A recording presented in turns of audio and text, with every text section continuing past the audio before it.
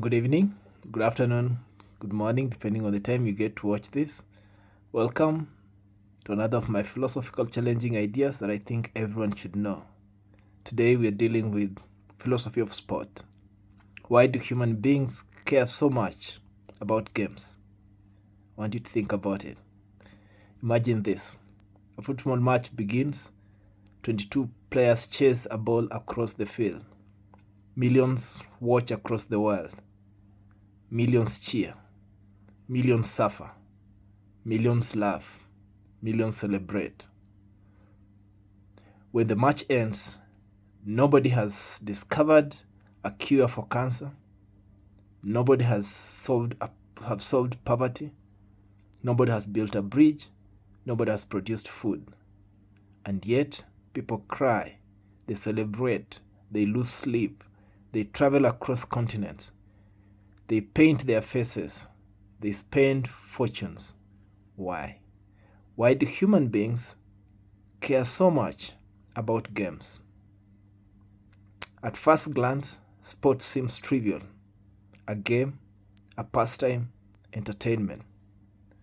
But if sports were merely entertainment, it would not occupy such a powerful place in human life. Think about the World Cup, the Olympics, the Champions League, the Super Bowl, rugby, any major boxing matches. Entire nations stop and watch. Political leaders attend. History remembers champions. Children imitate athletes. Clearly, something deeper is happening in games. One philosopher described sport as war without killing. Think about it. Human beings are naturally competitive creatures. We compare, we compete, we strive, we want to win.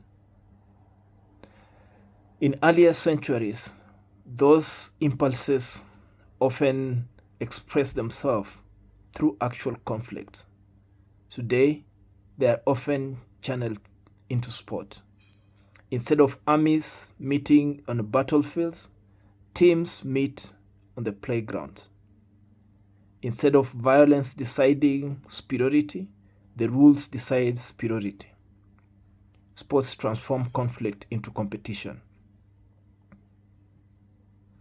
But another mystery remains.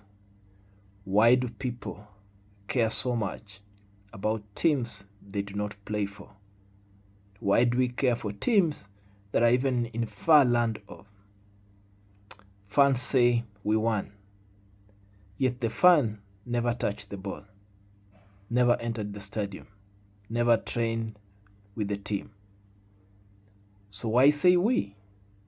Because sport allows people to become part of something larger than themselves.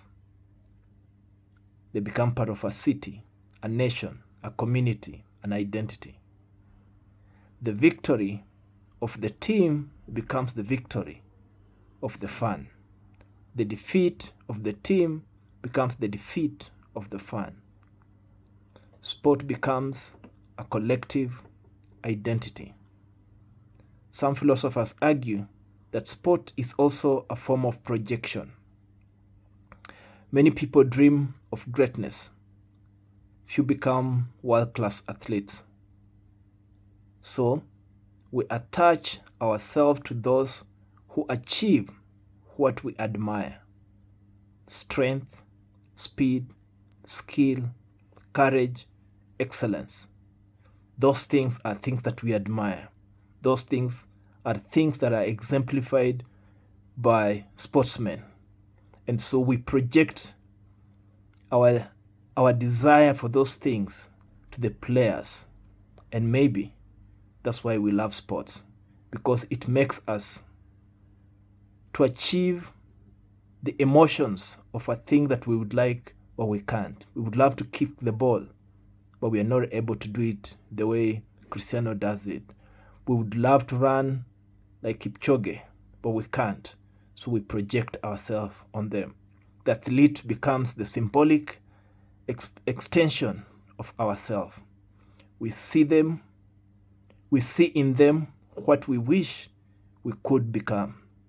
And for a moment, as we watch the game, as we cheer, as we celebrate, their victory feels like our victory. And that is why sports, maybe, that's why we love the games. The ancient Greeks loved sport for a different reason. They believed sport revealed human excellence. What can the question that the Greeks asked themselves as they went for sports is, what can the human body do? How fast can it run? How high can it jump? How much can it endure? Sports became an exploration of the human potential, not merely an entertainment. That was sports for the Greeks. But this was a celebration of what disciplined effort can achieve. That's what the Greeks believed about sports. Now consider boxing or a mixed martial arts. Two human beings enter a ring. They attempt to strike each other. Millions watch, and this raises an uncomfortable question. Does our fascination with combat reveal that we are fundamentally violent creatures? Think of Mike Tyson taking out people in less than a minute and how we admire him. Perhaps partly it's because we are actually violent creatures. Human beings, we possess aggressive instincts. Evolution did not remove them. In fact, most of the people who think they are not violent, it's because they do not have the strength to realize violence. And so they take up to assume that they are not violent. But as human beings, we are very violent. Look at how violent you get in a situation where you have the means and resources to exercise the violence. Evolution did not actually remove from us the instincts to violence. But sport transforms those instincts, into something that we can now participate in. The fight in the ring occurs within rules, and so we love it. We have a referee, we have weight classes, there's a time limit, there's mutual consent. The goal is not to murder. The goal is the mastery of discipline, skill, courage under pressure, and those are the things that we admire. What fascinates spectators is often not the violence itself in the game. It is the controlled violence, the triumph of discipline over chaos. As I record this video, Vurugu 2 is going to take place tomorrow at the Sarit Expo. Gashau and Phil will be taking on each other, and this is driving fans to start betting on who is going to win.